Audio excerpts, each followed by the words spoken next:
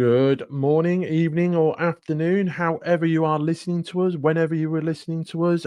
It's another review podcast from the Scarf Bergara Wore. This week we got no Jimmy. Jimmy's a bit snowed under with boxes. So I'm welcome to be. I'm normally joined by Steve and Rolo, and we're going to go through the Blackpool game. Another home win. The unbeaten run continues. So yeah, we'll go dive straight into. Well, let's before we get into the game, let's talk about the elephant in the room or the marquee in the garden.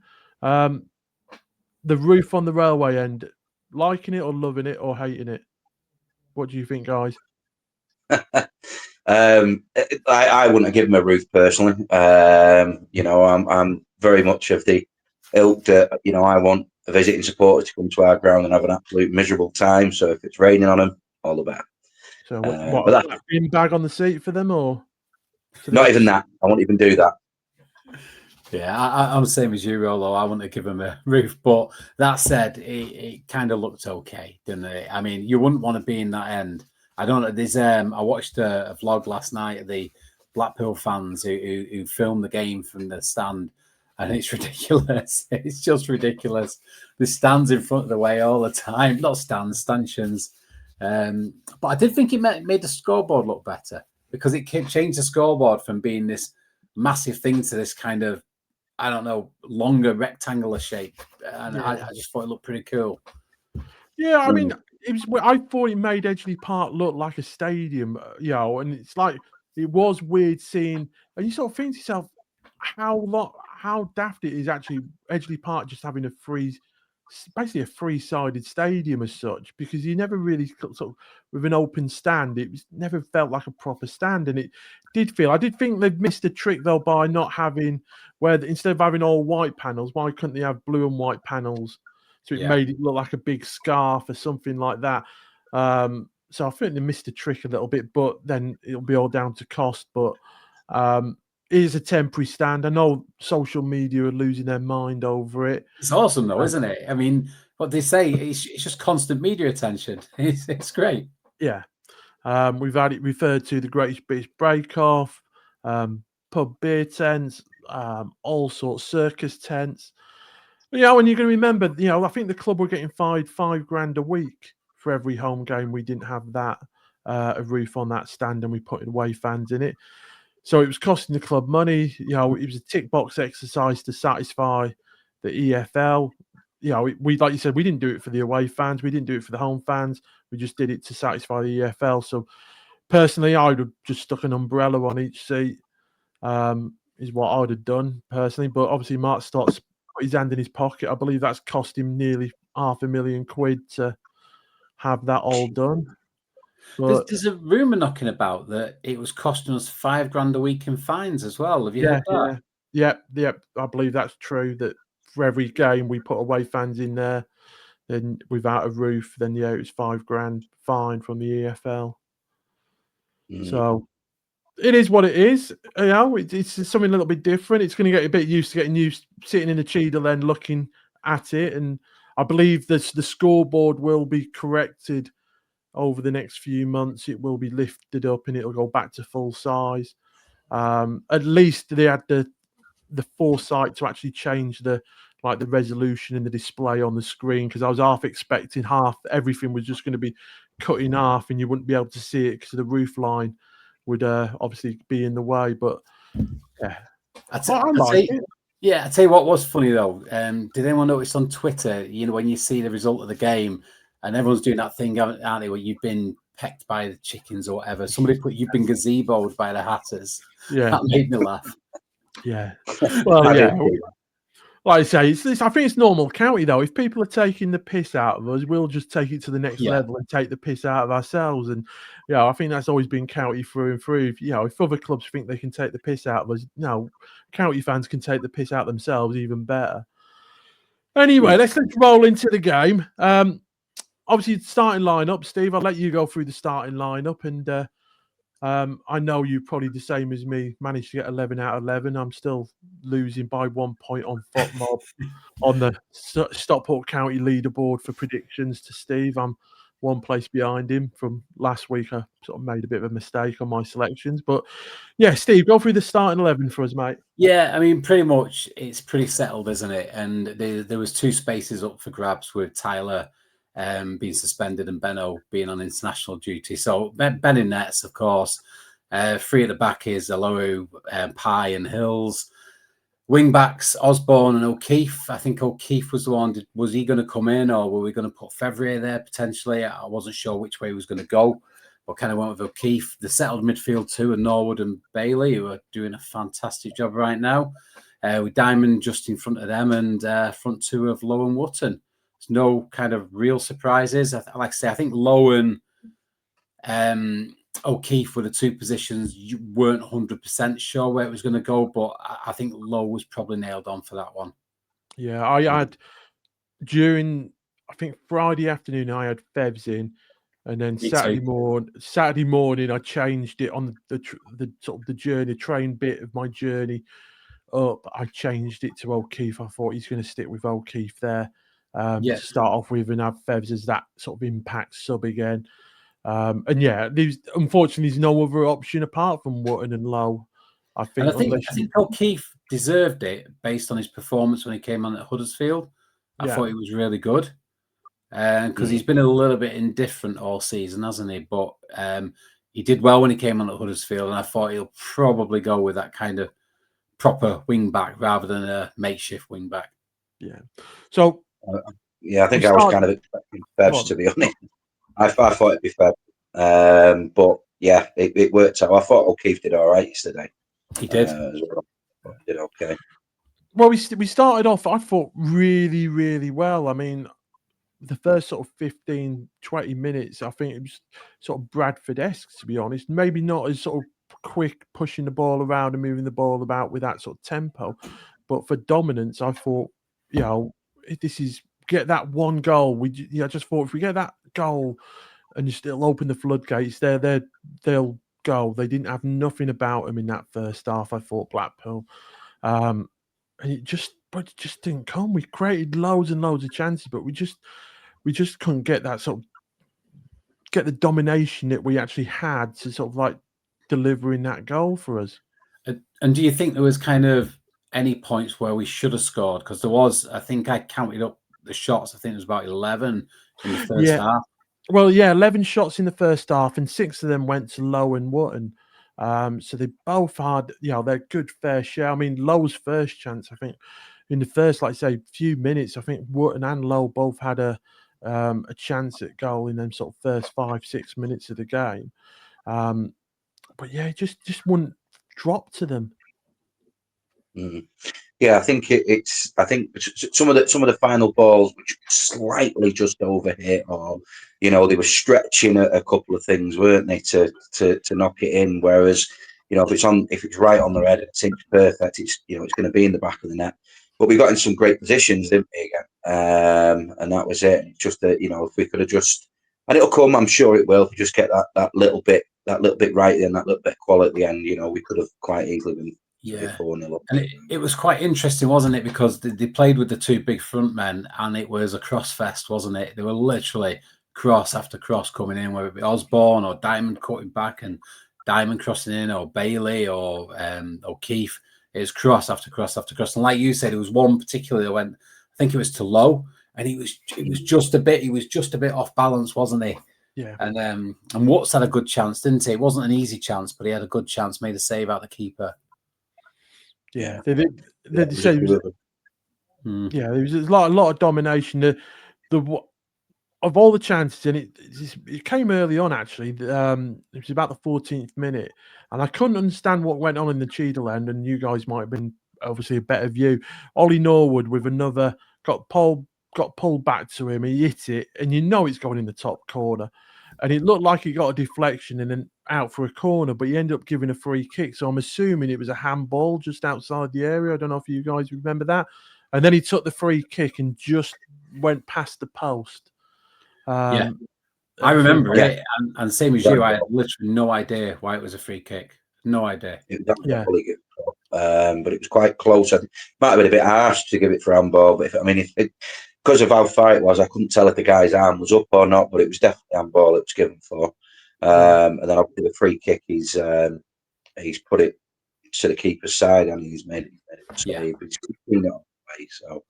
Yeah, I mean, that's same. It's one of them ones. As soon as he hit it, I thought this is going in, and then it just sort of pinged off and went out for a corner. And like, what's he giving here? I'm not waiting for the corner. He's like, he's giving a free. At first, he's like, is he giving a penalty? Is he giving a penalty? Because they're all sort of like huddling about in the box. So, yeah, the free kick again, a little bit different, I thought, from Norwood because he went low this time, didn't he? Normally, free kicks, he does like to sort of go for that top corner, but he sort of, I don't know if he tried to catch the goalkeeper out, but he just went low for that bottom sort of corner and around. And like you said, the goalkeeper had to pull out a good save to stop us going up 1-0. And that was saved at the 14th, 15th minute. So, and by then, I think we've already had 5 chances at goal or something like that. So it was like I say, it was just a really, really good dominant half. And it's one of them games where we've probably said it a lot this season, where we've sort of seen it, and the longer we don't get that goal, the trepidation sort of sets in, and the worry and the fear that we're not going to get something out of this game. And the sad, you sort of sense it a little bit around Edgeley Park, I think, at times, that people start getting a bit, come on, we need this goal, a bit desperate, and we try to force it a little bit. And then I think, and it's a bit funny because if you always get into the stands early, you watch them do the warm up, and they do a lot of one-touch strikes at the ball, where they sort of like just one touch, 1-2s, turn, hit the ball first time. But when we actually get into the game, we never do that. We never take the one touch. We never, run onto the ball and hit it first time. And there was a couple of opportunities, I think, especially Jack Diamond's a little bit guilty of that at the moment. You look at him and he looks like he's a little bit down on his confidence and just needs to just strike the ball first time without taking that extra touch. It's decision making as well, though, isn't it, as well. On top of that, when you take that extra touch, then you're changing the whole, the whole idea of creating space sometimes, in terms of doing it. When you're taking your space away from yourself when you take that extra touch, to either whip the ball in or get that shot off. So yeah, he's certainly one that needs to do that a bit more, because every other part of his game, in terms of glide past people, just those little things for Jack, and I think it'll all come together for him.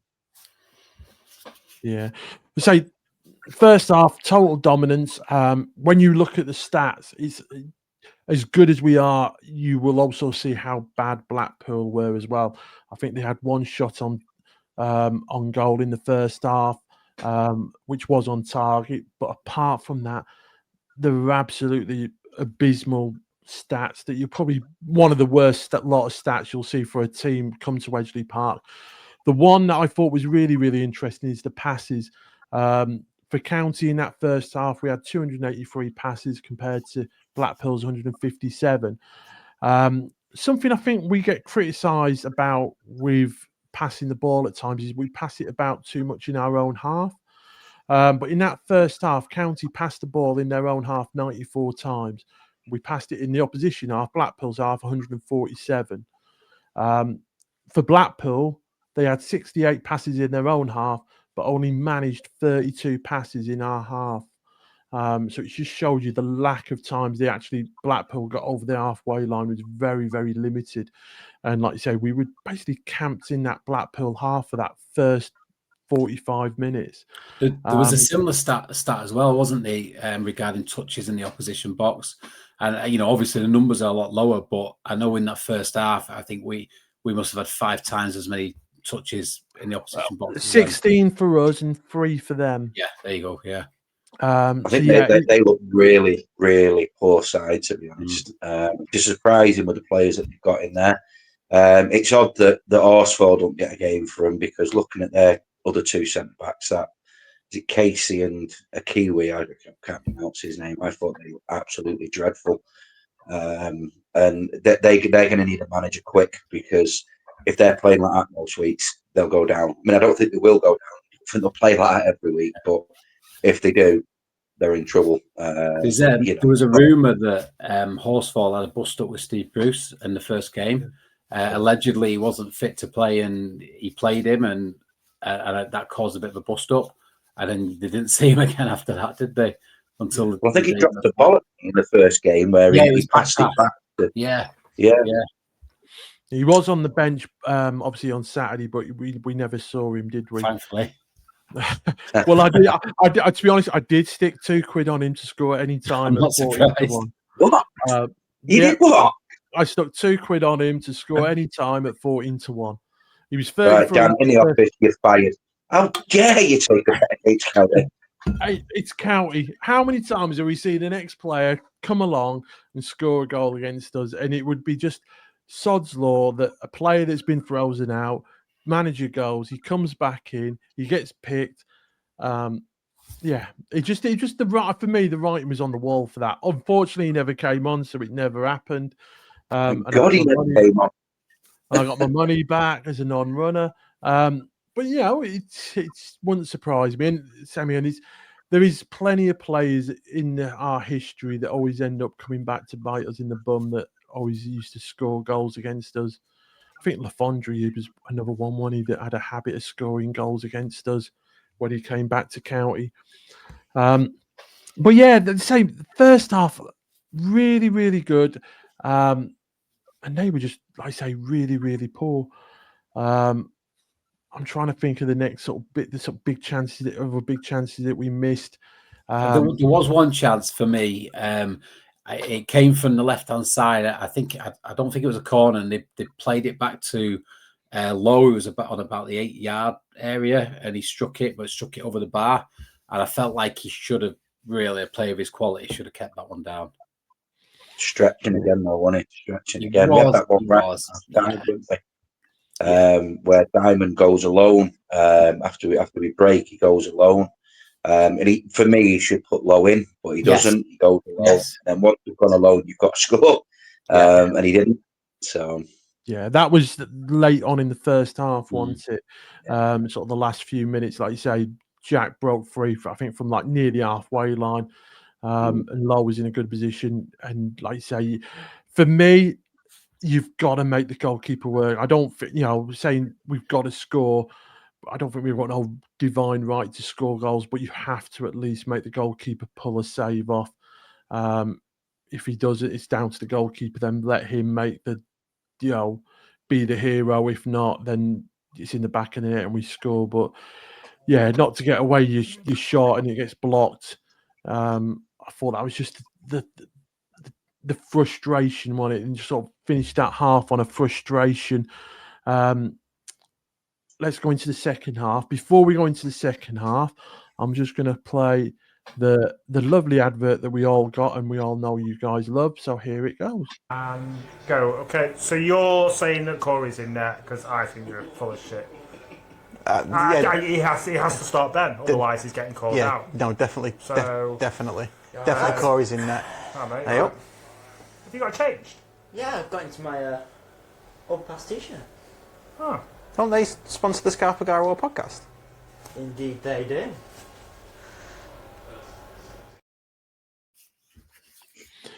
Everybody loves that advert. Right, it's the second half. No changes for County at half time. I think, did they make a few changes to or a change at the start of the second half? Well, they made a forced change, didn't they? About 35 minutes in the first half, I think somebody got injured. Yeah, and then they made a change about on the 46th minute as well. Yeah, I think so that was a forced change as well. The first half change was he kicked the ground, didn't he? It was. No idea. Yeah, I think it was their striker. He went for a chance, kicked the ground, and ended up hobbling off, and then getting obviously taken off.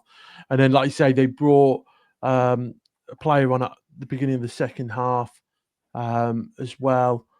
So they made sort of changes. I thought Blackpool, unfortunately, started the second half probably quite well, to be honest. They didn't look as bad as what they did in the first half, and in all fairness, it would have been very impressive for them to look as bad as they did, but they didn't. I thought they sort of tried to get a foothold a little bit more in the game.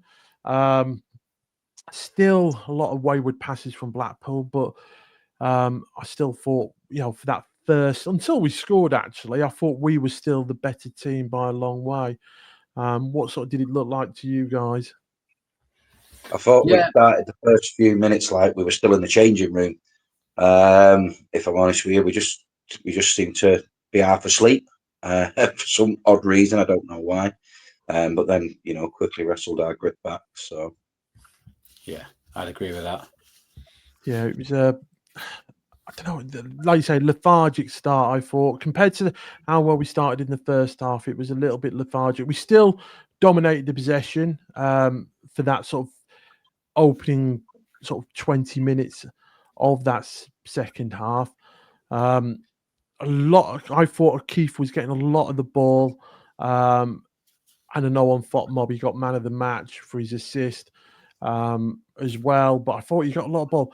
The only problem I find with O'Keefe, he does like to cut in at times and come way back in. And I just wish he was a little bit more like Lee Todd. Lee Todd, for me, made a career of winning corners and winning throw-ins, kicking it off the defender and it going out for a corner. And we could then, reset ourselves. Mike Flynn must have, how many long throw-ins did he take that Lee Todd have basically won for him? And I just think at times if you can't go anywhere, then just play for the throw-in, play for the corner, and we can then work ourselves off a set piece. There was a big article, I think, from Dave Challoner, was it in the Guardian this last week, about the return of long throws and stuff like that, and set pieces. And I just wish at times we played to that strength a little bit more. I wish we had a proper long throw specialist. I love the long throw. Yeah. It comes in. It's hard to defend against if you can angle it right.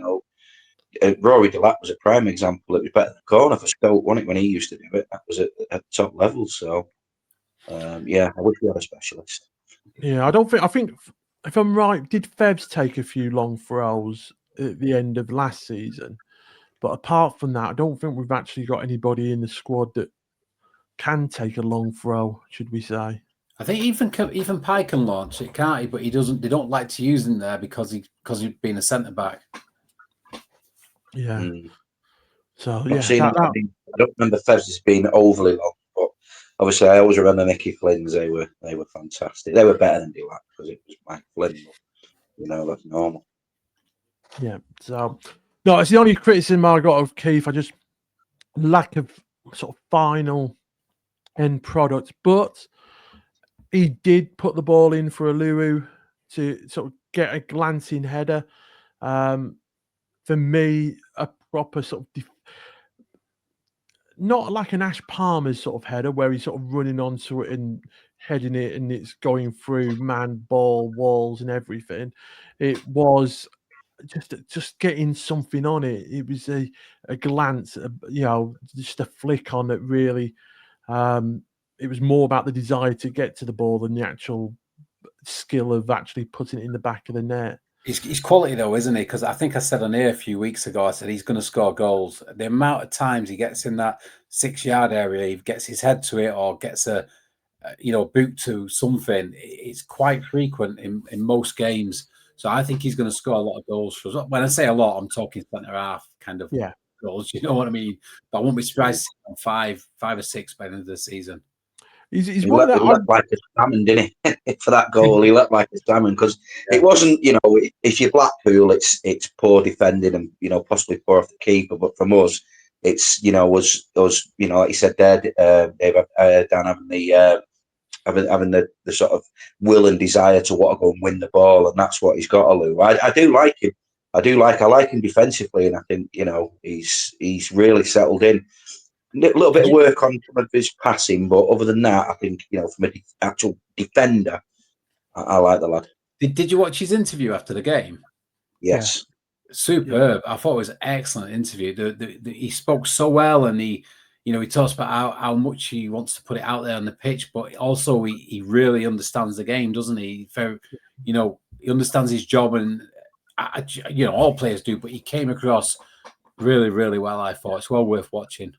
Yeah, for Yeah. a 25-year-old, he like you say, you'd think he's the way maturity he spoke, you'd think he's like coming to near the end of his career. But he's not. He's 25. He's played a lot of football at all different levels. He's had a bit of a grounding, obviously, where he started off at Arsenal. But yeah, he's a leader. You know, he's a leader of men. And yeah, you wouldn't say me, and I would not argue or worry if they turned around and said he's captain. I wouldn't. I'd be not worried about that decision at all, because I think he is absolutely somebody that you'd love to be on a pitch with, because I think you'd follow him into battle, and you roll up your sleeves and you fight and you kick and you scrap for everything when he's on the pitch. But yeah, I mean, I agree with that. but yeah, so let's say we got that goal, we got that breakthrough, and then the dread came in that I thought we're going to start sitting back here, and I don't think we meant to, but it was the sort of the green light for Blackpool to sort of come forward a little bit, and they started to get hold of the ball a little bit more. Them sort of wayward passes seemed to be finding their men and their targets, and we sort of struggled to get over the halfway line a little bit. We for that. switched formation though, didn't we? Did you notice that? We went to 4 at the back. Yeah, And there was a load of it, all the management team on the side of the pitch, because like I say, it's not far from where we sit, and they were like barking the orders, going 4 at the back, 4 at the back. But it didn't really work, did it? Well, you say it didn't work, but we didn't let a goal in. So we say when they didn't. We did. I think we defended well. We defended a little bit more solid. I think other weeks where we've made changes in that back three and that's ended up costing us in the last few minutes, he didn't change it. We kept Bailey on. Did we keep Bailey on in the end? I can't remember. yeah. And we kept the sort of like things, kept it sort of the shape and the familiarity. So yeah, we did well. The other obviously must improve on, and it's always going to be a bit of an elephant in the room. Ben's kicking. I think we know the strengths of Ben. We know, and like I say, if we could chop Corey in half and chop Ben in half, we'd have probably the best goalkeeper in the EFL for me. But Ben's kicking is obviously the weakness of his game. All players have weaknesses, but it just seemed to be highlighted even more on Saturday. That his kicking was a little bit wayward, to say the least. I think there was a few poor back passes to him, though, wasn't there, that he had to clear away. I think, you know, and again, this is not a slight at Corey. I just think he's brought that calmness back to the back. Yes. In terms of it, he just brings that, and it's, you know, it's levels and levels of experience that he's got. In terms of it, you know, we didn't. I mean, old Blackpool had a couple of half chances, but they never really looked like scoring, even when they were on top. And I think for me, you know, and I'm not criticising Challoner because he won us the game, but I think he got the sub wrong. I wouldn't, if I was going to take anyone off, I'd have been looking at taking Norwood off at that point, because without the ball, Norwood, great player, but without the ball, you want someone with a bit more legs. And I'd have been the first player that I'd have looked at would have been Camps. I'm not sure Moxon would have got on for me, but you know, I'd have been looking at Camps to get him in there and doing what he does. Obviously, keep the legs of Bailey, and then obviously we've got 4th changes in with Hills going on. So yeah, I was going to say Hill's coming off. Hopefully, it's nothing. It just looks like obviously a collision, doesn't it? So hopefully, it's nothing too bad. But yeah, that was the sort of, and it's a shame because I thought that was probably Brad Hill's best game in a county shirt.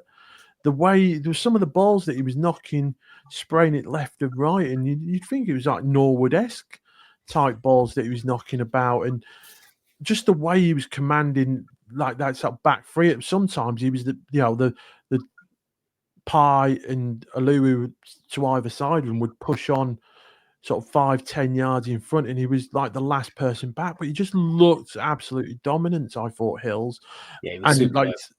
like I say, when we Callum Connolly's not a bad swap.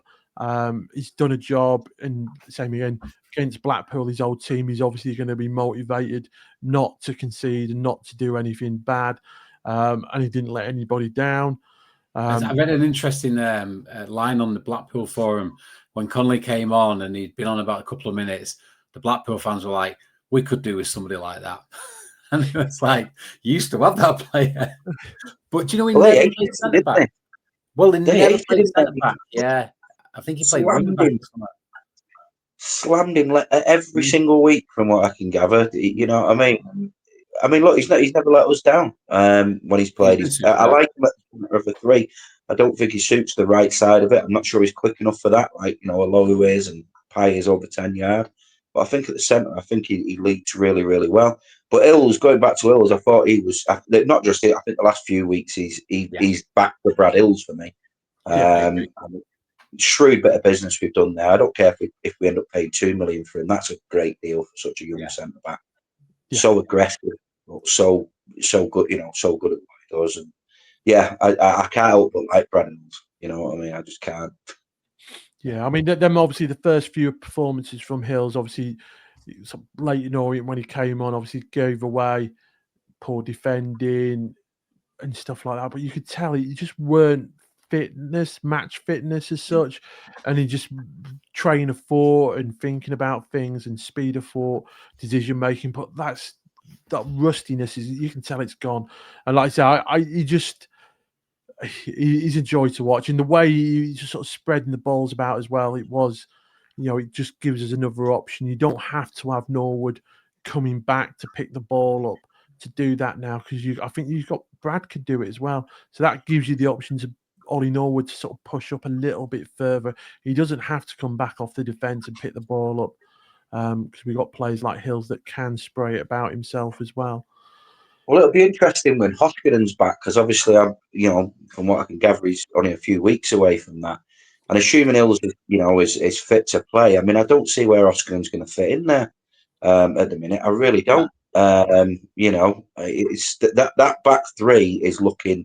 I mean, Ethan Pai is Ethan Pai. He's just you know, he's the best defender in the league. It's not even close. He is the best defender in the league. Olowo's making that right side his own, and Hills the last few weeks has made that central spot, which I would expect, you know, Hoskinen would be looking at. But Hills has made that his own. I don't see anyone getting in that back three now. If all of the only way you'll get in, and this always happens, there'll be a red or somebody will pick up an injury, and that's how we'll get in the team. And he'll sit on the bench and he'll get 10 minutes closing out games, and then eventually something will happen, and that's why we have the squad, isn't it? Something will happen, he'll be in. Yeah. Well, it'd be interesting with it. But you know, with the lads that obviously started yesterday, the two that came in, Lowe and O'Keefe, have they done enough to warrant their place next week when obviously Benno and Tyler are back? For me, I think it's a tricky one. I think Tyler's more effective, but O'Keefe has done enough to hold his place, in my opinion. Whether he will or not, I don't know. For me, Lowe, he did better than he's been doing, but I'd have Benno back in straight away. Yeah. And then and I say, well, good problems to have, because the same again on the other side, if Taylor Eden comes back, I thought what I saw of him in pre-season, he looked really good. Yeah. You know, and then what happens on the dynamics of that left-hand side as well. So that's, for me, another really interesting situation and decisions to make. But, you know, if we want to be near the top end of the table and, you know, fighting for things, you've got to take them opportunity. Mothers Hill's obviously back in. Jack Diamond, as much as we love Jack, you would say that he's not probably in the best of his form at the moment. He's not influencing games the way that we know he can do and the things that he can. So, you know, by him not taking opportunities, is he opening it up for other people to maybe starting? You know, it's one of them ones. But a bit like what Lou said, you know, he knew what he was getting into. The bar set really high at this club. And that's what he wants. He wants the challenges, and and that's what you've got to do. You've got to perform. So yeah, it's going to be an interesting one, I think. Do you know what I thought was interesting yesterday? It's like, you know, it felt like we were under the cosh, weren't we, for the last 10 minutes, and the pumping balls in, and it was like, how are we going to hold on? And we did hold on. But we're kind of like, that bench is kind of like the walking wounded at the moment, isn't it? And we had two players missing. Onyango for the suspension. We had Benno missing for international duty. You know, Camps and Mothershill, they didn't even play at Salford midweek. So How fit those guys were to even be on the bench yesterday, I'm not quite sure, which is probably why, because I agree with you, Rolo, about Camps coming on earlier, but maybe he wasn't meant to. You know, maybe he was just filling positions. But you think about it though, you get I think we're in third gear at the moment, and I think we've got another 3 gears to go. And I think from a coaching staff perspective, those games, when we're closing out those games, I think they're learning. Every time this happens, they're learning more about how to close a game out. And if we can just fix this business of not scoring just 1 goal and getting 2 goals in front, if we can fix that, and I'm sure we will, and as the squad comes back, we're in a nice bloody position right now, considering we're only in third gear, and I truly believe that. Well, yeah, no, I think you're right. I mean, Challoner was fuming with that last sort of 15 minutes. You could physically see him jumping about and not being happy. And as we come out the ground, I was talking with Kieran and Lavy. I was saying, like, wow, we've made that bloody hard work there. And it was a guy who'd been sat in the main stand, and he said, look, he said Challoner was absolutely barking out at him to get out, to get out, to get out. Back themselves on the ball, do what they do. And obviously we got very sloppy. We started lumping at nothing and whatnot. But he wasn't happy. He wasn't an happy bunny with him at that point. He wants a bit more control, doesn't he? In terms of it, because even if you're going to win, if we're not going to score 2 goals and to be 2 goals in front with 5 minutes to go, you've got to have enough control about the game not to be conceding chances. So we'll see. But there's definitely what's great is there's potential for us to get better. And that's great, where and we're still from. One thing I did, my observation of Saturday's game, Carl Wootton. Now, I love Carl Wootton. I think he's brilliant. Not just what he does. I think everything. I think the way he holds the ball up, where he plays. I've said that he should score more goals, but I don't think we play to his strengths as a striker at times. But I just thought he just seemed off it, and I'm not. I don't know if he was carrying an injury, didn't sleep well, had a bit of an illness. But he just, for me, just seemed a little bit lethargic, a little bit not getting off the ground with his headers and stuff like that. And even though he was effective to a degree, he just wasn't as effective as I've seen the standard that Carl Wootton sets himself every week in games. I just thought he was a little bit behind par. Well, I've noticed it at Huddersfield as well, where about 20 minutes to go, there was a ball to chase down, and he had a yard less pace than he normally has. Yeah. And it's kind of like we just need in a game to get 2 or 3 goals up and then take him off for half an hour and put Low on for the last 30 minutes. I know, let Low bag a couple. Yeah, when Brecky's not there, there's just obviously you're in a position where you have to play him and he has to virtually play all the minutes. And we learned last season, we did plenty of games where we took him off in the last 10, 15 minutes and then we've conceded goals because obviously he doesn't just offer you something up front, but when we defend in set pieces, you'll notice that Wootton is the one that usually attacks the ball on a defensive set piece and clears the ball out. So, yeah, I just thought, it's one of them ones. Hopefully it's nothing. It's just a little bit of a, he might have just been under the weather or have a bit of a cold or something like that. He's a human being at the end of the day. We can't expect him to play week in, week out, getting 7, 8 out of 10. He was still very effective though, wasn't he? I know what you're saying, but he was still very effective, but just not as effective. Yeah, definitely. So hopefully it's one of them ones again, same again, just lacking options up front when you've got obviously Brecky away. He's at the moment, Wootton, unfortunately, is probably one of the first names on your team sheet, and there isn't really a like-for-like player that does Wootton. Lowe's got that ability, and he's got the height, but I don't think he has the physical frame, and he hasn't got the nous or the game craft or the awareness. But he's only 20 years old or 21 years old, and you wouldn't expect him to have that sort of experience that Wootton's got. Wootton's played in the lower divisions. He's played in the National League. He's been kicked to pillar and post. He knows the dark arts, where obviously Lowe is still, for me, with Lowe, and I'm saying this to Toby, and when I say it, I'm not comparing him as like for like, but I'm just comparing him at this stage in their careers. But Harry Kane, when Harry Kane was the same age as Lowe, he was going to places. He couldn't QPR, Leicester. He couldn't even get off the bench for Leicester City. on loan. Norwich City, he went on loan. I think he went to about 6 different clubs on loan when he was the same age as Lowe and couldn't get the opportunities, and everyone would send him back saying he was useless. And same again, you look at Louis Barry. Louis Barry, roughly the same age, how many loan deals he had before he came to us and found his feet. So I think he's one of them. I don't think we'll not see the best out of Nathan Lowe at this club. But I think in 5-6 years' time, I think he might be actually a name that a lot of people are talking about. I think it's one of them with Lowe. The way we've played, we've tried to play him as a bit of a target man, haven't we, at times? And I don't think that he'll ever be a target man for me. And I'm not saying he's good in the air, but he's not that sort of player. His movement's fantastic in general.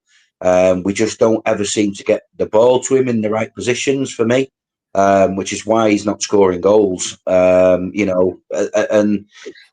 there's loads of potential. Whether or not we'll see, any of that, going forward, I'm not too sure. But I do think in January we're going to have to look at other options in terms of forward if we're going to go into a running. I think we might see it with Lowe, but I think it goes back to what I said. We need to go 2 or 3 goals up in a game, and we need to get Woods off, and we need to just go with 3 up front where you've got Lowe with, say, Mothersill and Fevrier running off him or whatever, something like that, and it'll be, kind of a different way. And it only take him a couple of goals and a bit of confidence, and you could see it. But I know again, I see what you're getting at, but I think it could happen. But we just need to sort this issue of not scoring enough goals. We're getting plenty of chances.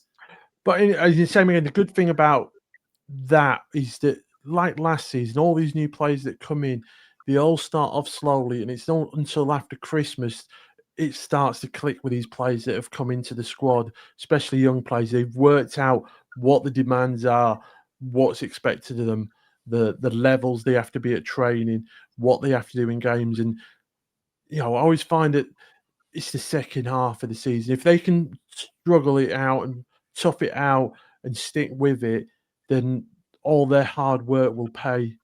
They'll get their rewards in the second half of the season. They've just got to really stick it out. Do you think there's an issue? Because one of the things that we were talking about here, have we replaced Tantle properly? I know we've got Mothersill, and I quite like what I've seen of Mothersill in terms of it. Albeit, at the minute he's having difficulty staying fit because for one reason or another. But he's not the same type of player as Tantle for me, and I don't think we've replaced Tantle properly. I think yesterday Tantle would have probably bagged 2 or 3 in that first half. Well, I think what we've not replaced is having that somebody with the pace, determination, and strength. That it's the press. He set the press off. He closes down. How many times did he force the goalkeeper into a mistake or kicking it out, and we win the ball back up high up the pitch? I just think when you've got somebody like Tanto in your team, it just sets the tempo out for you. And like you say, we just don't have that person that does the press like Tanto does, to be honest. But yeah, I don't. But same again. In all fairness, who's in? I mean, you might have looked at other teams in the EFL, but even League Two, is there another player like Tanto that you've seen that you think he could actually do the same sort of job? I think there isn't actually that type of mould of player out there, and I think that's why Charlton paid the money they did for him, because he's I think he's just a bit of a unique one. Mm-hmm. Maybe. I mean, it'll be interesting. I do think we need that type of forward, though. I know it's a while off yet, but I think in January I'd like to see us, be already looking. Who can we bring in? Well, Mark Stott, he's not opening the checkbook in January. He's already said that, but we know one thing and another is what he says and what he'll do is 2 different things. But we'll wait and see. Right, league table. Sorry, Steve, you going to say something? No, not me, mate. I think Rolo was I was going to say, Darren McCanty said he'll find something down the back of the account. Yeah. Well, yeah. The back of his nice new was it Ferrari he's got? Something, yes, at the back of the seat there. Right, league table. So we're 4th after 12 games played, 22 points. Stevenage are above us, and they've got 2 games in hand on us. Bradford and Cardiff. So, 2 teams are above us that we've already played. Just to give a little bit of context, where we are. So this time last season, after 12 games, we were 12th. We'd won 4, drawn 6, lost 2, and we had 18 points. Obviously, this time around on play 12, we've got 22 points. So we're up on that. We've obviously won 6, drawn 4, lost 2. So there's a swing of 2 games that we've run compared to drawn. So yeah, everyone is, even though it's been a little bit frustrating at times this season, you sort of look on it last season and we finished 3rd and 5 points behind. And like I say, we're 4 points ahead already. So that 5-point swing from us finishing 2nd, we're 12 games in and we're already 4 points ahead of that difference that we had to make up. So I know it's been frustrating, but I think when you look at the table, we're 3 points off the top of the table. And we've got, like I was saying, we're still in 3rd gear as well. Yeah, we've not got. I think the key thing to note is, forget about where we are on the table. Successful teams win because they're good in defence, aren't they? And if you look at the last 5 games, we've conceded league games. We've conceded 3 goals, and the 5 games before that, we conceded 10. That's the difference. That's why we're pushing up that table. All we need to do now, and I've said it about 3 times, scoring goals out. We've tightened up at the back, score more goals, and we've got a lovely run of games here at the moment. I looked at this a couple of weeks ago. I looked at the games, about 7 or 8 games, and I thought, well, Huddersfield's going to be the toughest test. I won't be surprised if we don't get anything there. Yeah. But after that, I thought we've got 7 games or so where they're all, in my opinion, winnable games. Yeah. Now, we beat Huddersfield, and we've done it. This could be the run. You'll go and bloody lose next week, won't we? You can guarantee it. But this could be a chance of a run, and players coming back from injury, the squad getting stronger, the bench getting stronger in games to see out games. Could be interesting times over the next few weeks. Yeah, I mean, I've just gone through them next few weeks. So obviously the next game is Saturday, another home game, Exeter. -1 goal difference Exeter have got at the moment. They're sort of a bit hit and miss. They've not set the world alight. Obviously, Ryan Rydell won't be able to play because he's obviously a loan player. But Andrew will be allowed to play because obviously he's signed for them permanently. After that, on the Monday night, we have Port Vale. So, it'll be a good county following from that because it's been probably 20-odd years since we last went to Port Vale. It's devastated. I can't go. I'm working. Gutted. And then, like I say, we've got, for me, sort of 3 massive games. 2 home games, Luton at home, then Wigan at home on the Tuesday night. That's in the EFL Trophy, though. And then for me, I think will be a difficult trip, Wimbledon away. I think Wimbledon, obviously doing really, really well this season, and they're a team at home. They don't drop a lot of points, and half the team is made up of ex-county players. So yeah, I'll be having a couple of quid on a couple of players for them to score any time. No, don't be taking that to go county down. What's going on here? Well, I'm in the Twilight Zone. Is this a different universe? Well, you never take a bet against England, would you? Well, I usually, my normal bet is Haaland to score any time, Wotton to score any time, and at the moment, Ollie Palmer to score any time at Swindon, and it normally comes up week in, week out, so I can't complain.